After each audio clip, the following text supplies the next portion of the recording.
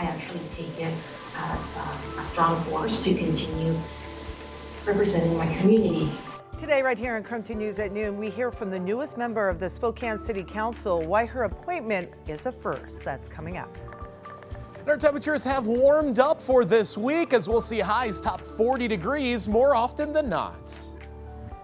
Plus this, the Spokane Point in Time count continues into today. Coming up, how the event provides the county a little bit of a look into the problem of homelessness within our community.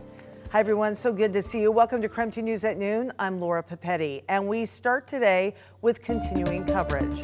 There is a new face on the Spokane City Council. Last night, the council appointed Lily Navarrete to fill the council president Betsy Wilkerson's vacant seat. It went vacant when she became president. She will represent District 2 until the 2025 general election. Navarrete is the first Hispanic woman to serve on the Spokane City Council. Previously, she served as the Director of Public Affairs for Planned Parenthood of Greater Washington and North Idaho, and currently serves as a Community Development Officer for the State Commission on Hispanic Affairs. In an interview with council members last week, Navarrete explained why she wants the opportunities to serve the citizens of Spokane. I've been a resident of Spokane for 34 years. I immigrated from Mexico City with my parents in 1988, directly from Mexico City to Spokane. And I grew with the city. I grew with its ups and downs, with the infrastructure, with the environment, and unfortunately also with the discrimination that's out there. But that never lets me down. I actually take it as a strong force to continue representing my community. All right, the newest face on the Spokane City Council. And in a statement, President Wilkerson said her experience and dedication to the community will be invaluable. Also last night, City Council voted to change the rules on public input. This after protesters shut down a council meeting 2 months ago. Then last night, those pro-Palestine chants were back outside City Hall. The people united will never be defeated. However, this time the protests were in support of an updated statement on the ongoing war between Israel and Hamas, but against council's changes to the open forum policy. Council members voted to apply a rule that states they are not required to hold an open forum and can end the meeting at 10 p.m., even if that leaves no time for comment. Those opposed to the rule say it's an attempt to try to silence the public. Council President Wilkerson, though, says it's only to provide more structure. Here's a developing story today. Prison sentences could get shortened for more than 1,000 Washington inmates under a proposal at the state capitol. Last year, the state passed a law to prevent a judge from using an adult's juvenile pass from adding their adult prison sentence. However, there are almost 1,400 prison inmates currently serving longer sentences because of their juvenile crimes. The law debated yesterday would make those people eligible for resentencing and potentially shorten their sentences. Travis Cumlass is serving 51-year sentence for a 1996 murder in Spokane. He says his robbery history as a teen made his current sentence 17 years longer than it would be for someone, say, in his shoes today.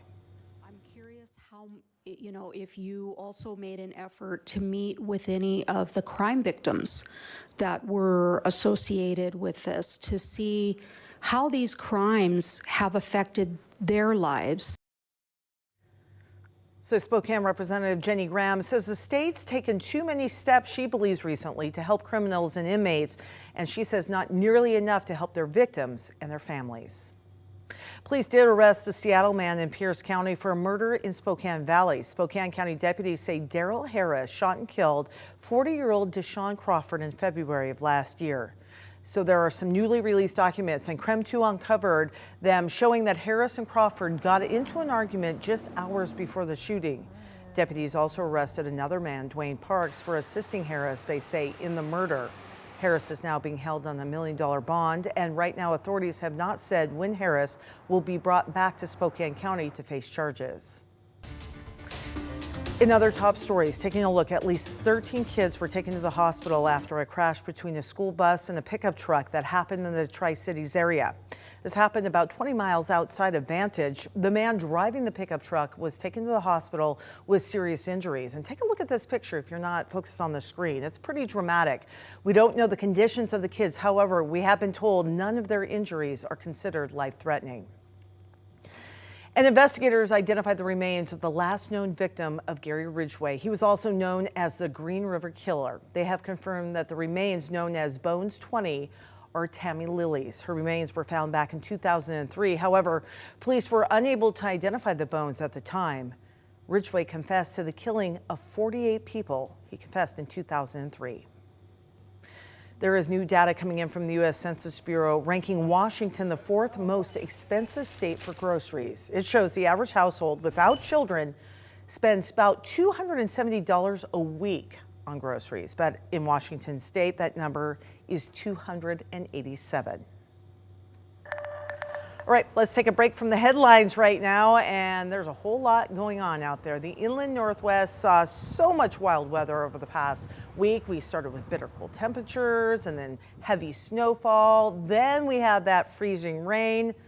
It's kind of just a slushy mess right now. Meteorologist Thomas Patrick, he is back in this, well, he's outside the studio with us today, and he can let us know what to expect the rest of the week. Thomas? Yeah, good afternoon, Laurel. Our conditions are definitely warming up. So all that snow and freezing rain that occurred last week, well, there's still snow patches on the ground, but it is slowly melting away and just adding to the humidity and just the overall moisture in the atmosphere. But check this out. Temperatures are in the 40s for a few spots. 40 already in Coeur d'Alene, 44 out of Pullman. You could almost guess that it's almost shorts weather, at least compared to the sub-zero temperatures we had 2 weekends ago. A lot warmer than that, and certainly warm enough that any precipitation that we're getting today is quite easily rainfall. And we've seen a bit of some showers passing through Spokane. It's been on and off the last couple hours. It was a little bit heavier over Coeur d'Alene, but again, still just scattered on and off. Looks a little bit more widespread with this batch from about Tico through Steptoe and down towards the Pullman area. Not a whole lot of rain, but just enough to keep things very much wet and keep that snow melting away little by little. And the key moving forward is that temperatures do stay mild for January standards, near 40 during the day and above the freezing mark at night. So coming up, I'm going to detail how long this mild January stretch is going to last and when we might get closer to 50 degrees in the extended outlook. Those details are coming up in a few minutes.